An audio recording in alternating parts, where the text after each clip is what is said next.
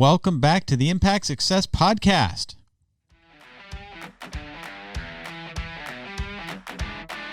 That's right, I'm Aaron Zapata, your host. I'm the broker and owner of a real estate company and a mortgage company here in Southern California, as well as in Franklin, Tennessee. We're also licensed in Alabama to sell real estate. So if you're looking at making that big move out of California, we'd love to be able to help you. Our team has numerous experiences working with dozens and dozens and dozens, probably over hundreds of families now in leaving the Golden State for different parts of the country, especially if you're looking to relocate to Franklin or Nashville or Middle Tennessee. We've got a team out there that is working hard to find you a deal on a replacement home. So if you're looking at leaving California, we'd love to be able to help you in that big move. Speaking of leaving California, there is a great article that came out yesterday by TechCrunch, and they examine the financial benefits of taking your startup company and leaving California and then moving to a state that has no state income taxes. In particular, this article, which was published on July 6th, called "Should You Move to a New State for Tax Savings Before Selling Your Startup?" They talk about the tax benefits of moving from either California or New York to someplace like Florida or Texas that have no state income taxes. And let me encourage you, because I'm going to write it in the show notes here. If you're listening to the podcast on Libsyn or on Apple Podcast, you should see it in the show notes. If you are watching my video and listening to this show on YouTube, you will be able to look at the show notes there as well. But before I do that, if you do like this content, if you find it helpful, let me encourage you to subscribe, like, share, comment, or promote this content anywhere that you are listening to it or watching it.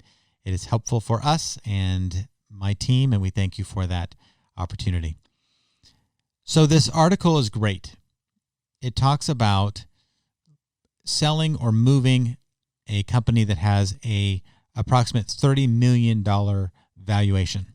So if you have founded a company and it's grown and you're going to sell a company for $30 million, that's approximately $4.3 million in tax savings if you're looking at moving to California or Texas. It's between 4.3 and 4.4 based on the current tax brackets that these two states have. So I live in California, work with a lot of people leaving California.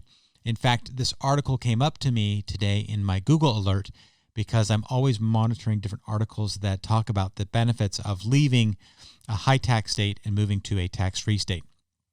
Being that is 70 to 80% of our sellers are leaving California, it is important for us to stay abreast of these things that are happening in our market. And they point out here that as of January 1st, 2024, which is coming up here, the tax brackets in California are going to be 14.4 for state high-income earners and then 14.8 in New York. Those are the highest tax brackets in the nation.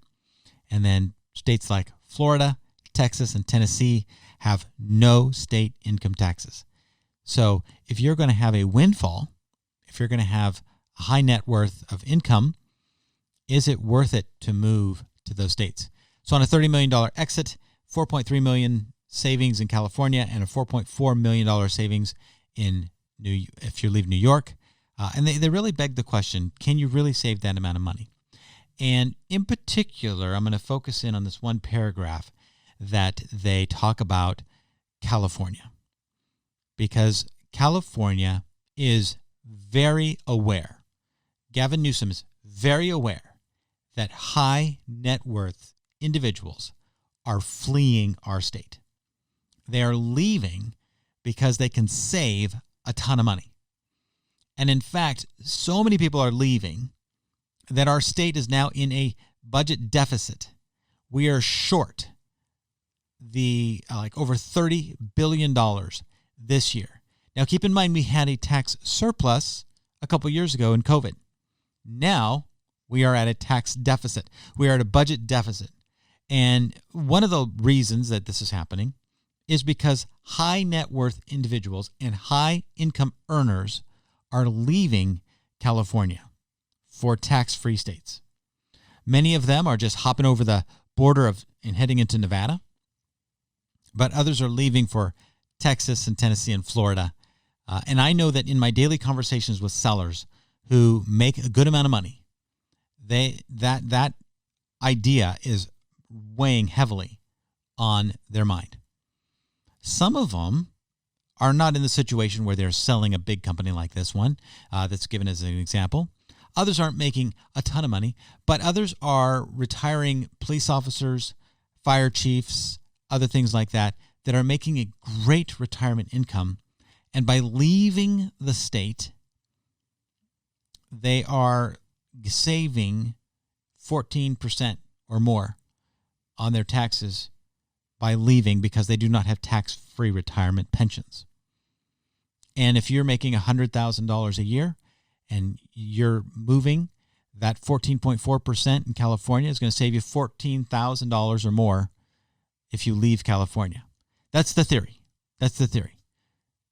But this particular article here is referring to a company owner who's coming to a big tax burden or a windfall of income. And they particularly talk about California. And I'm going to read to you from this article. It says that, in particular, California's Franchise Tax Board is known to be vigilant in monitoring individuals who attempt to terminate their California residence, making it all the more crucial to thoroughly plan and document your move. And see, here's what a lot of people do. They know that if they can live outside of California for more than half the year, that they can then claim residency in another state. And when you claim residency in another state, you are basically saying, I live here full time, therefore I shouldn't be paying state taxes to you, part-time state where I reside, because I'm not there full time, or more than half. And so they state this: simply spending 183 days a year outside of your high tax state isn't likely going to shrink your tax obligation. And here's why. Because states like California are going to come after your income, and they are going to challenge whether or not your residency in that state is legitimately the place where you live. And there's a number of ways that they can challenge it. They can challenge it based on the days on calendar that you spend here versus there. They can also look at your other obligations. They can look at, your household setup. Perhaps your children and your spouse live in California and go to school in California, but you supposedly don't. They can look at where your nexus of your business is, even if you live outside of state. If your business and customers reside in California and that's where most of the income is derived, they can challenge it. And so I am not a tax attorney. I'm not an attorney. I'm not even your realtor that's giving you advice here because I don't know you. And if you're listening to the show and we're not in a personal relationship and we're not in a place where I'm advising you on your specific situation, you cannot take my advice. I encourage you to go talk to your legal professional, CPA, counsel, people that are going to walk you through each step of the way. But these decisions are not simply cut and dry. In fact, I do know that California State Legislature, Gavin Newsom, have even made verbal, not commitments, but they've made statements like, we're going to institute some sort of tax ramifications for high net worth people who leave California. We want to come after them for 10 years. They're still going to owe us taxes on money that they made here in California. Now, I don't know if that's going to happen. I think that is a very far overreaching statement or a proposal, and I don't know that it will ever happen. If it does, I'm sure it will be challenged in court. But here's the reality.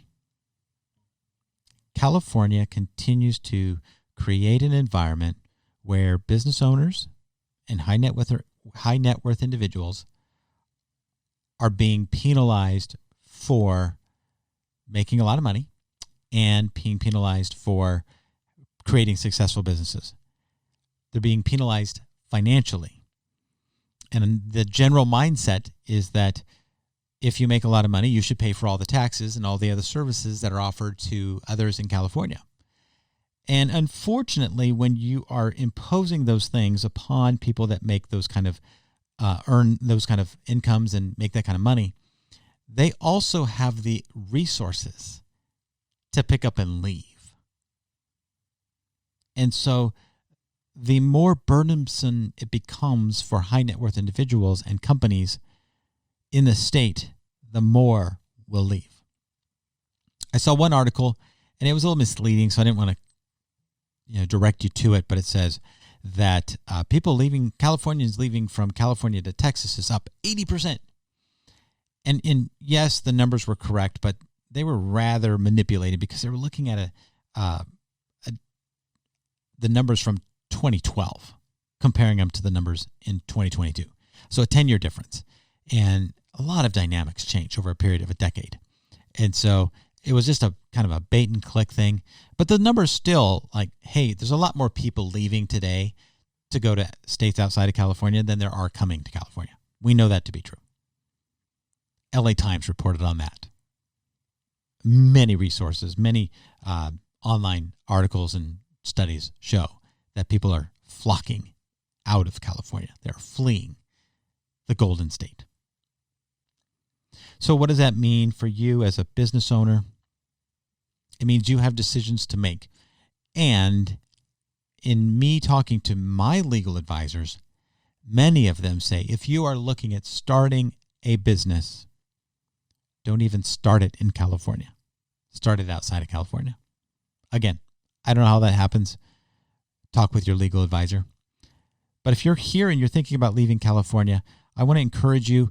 Me and my teammate at the Balt Brothers team, we work with a lot of clients leaving California, moving out of state, and we service most of Southern California, from LA to northern San Diego County. If we can drive there within a couple hours, we would love to service you. And if you're looking at offering relocation packages to your employees, your key employees, because you want to take them with you, let me encourage you to give us a call. We do have a relationship with a couple of national relocation firms, and we can put you in touch with those experts, and they can walk you through the process of offering those kind of packages to your clients. And then we can be the agency of choice as you look at offering those relocation packages to your clients. We also have a network of realtors throughout the nation. So if you're going to Idaho or Texas or Tennessee and you're taking your company with you, we would like to help you in that process and help you decide what's the best course of action. So again, leaving California does have its tax advantages. Let me add a couple of negative things. When you relocate, if you're used to a very fast pace of life with very productive workforce, that is hard to find outside of California. No offense to the other parts of the nation, but it is hard to find because we do have an amped up kind of charge and energy in our culture where hyper productivity is at an utmost value. I mean, we value that. We get a lot of things done in a short amount of time. Other places don't have that same mentality. So the productivity issue may be something to consider. Apart from productivity, you do have to consider uprooting your family, leaving your cultural normatives, the restaurants, the schools, the streets, the traffic, things that you're used to that you don't realize that you are very comfortable with. All of that gets stripped away when you move to a new place. You don't know where you're at. You don't know what restaurants are popular. You don't have a friend group. So those are some things to consider. And in having worked with the families that have moved out of state, it is a year to 2 years before people feel like they're at home again. And so there's that sense of displacement that takes a long time. But it doesn't mean you shouldn't do it. But those are some definitely things to consider as you look at leaving California. California has a lot to offer, but financially, I understand it is expensive to be here. It is expensive to live here. But like this article says, if you're leaving solely for the tax purposes, you better cross your T's, dot your I's, meet with your legal advisors, your tax advisors, help them understand what your goals are so that they can help you navigate the complexities of this kind of transition. So that's my thoughts for today on the Impact Success Academy. The Impact Success Podcast. We do have the Impact Success Academy. And if you're looking for another voice, you can listen to the new podcast that Todd and I have released. It's called All Things Real Estate by the Bald Brothers team.